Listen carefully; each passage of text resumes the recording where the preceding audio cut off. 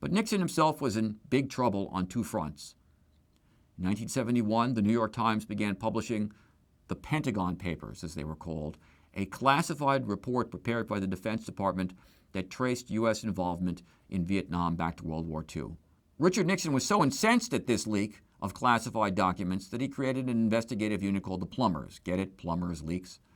To gather information about people that Nixon didn't like Daniel Ellsberg, the former Pentagon employee who leaked the documents.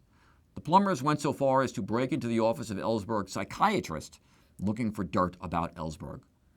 Then, shortly before Nixon was reelected, local Washington, D.C. police discovered 5 guys trying to break into the Democratic National Committee headquarters at a hotel called the Watergate Hotel in an elaborate plot to bug the DNC headquarters.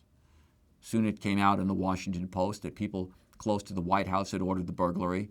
A Republican operative was among the arrested. He'd received a $25,000 payment from Nixon's reelection campaign.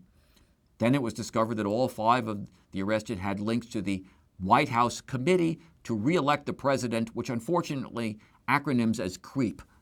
2 members of CREEP were eventually convicted along with the Watergate burglars.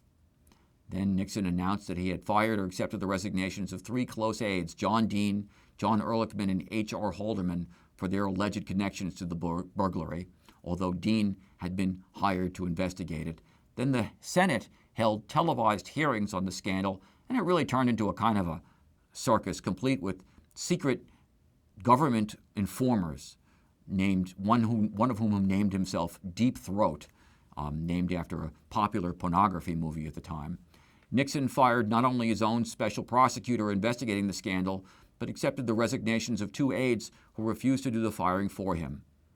Finally, it was discovered that Nixon kept tapes of White House conversations, and after months of haggling, enough of the tapes were revealed to show that Nixon had been part of the cover-up of the Watergate break-ins, that he had ordered the FBI to stop its investigation of the break-in crime, and on August 9, 1974, Richard Nixon resigned as President of the United States.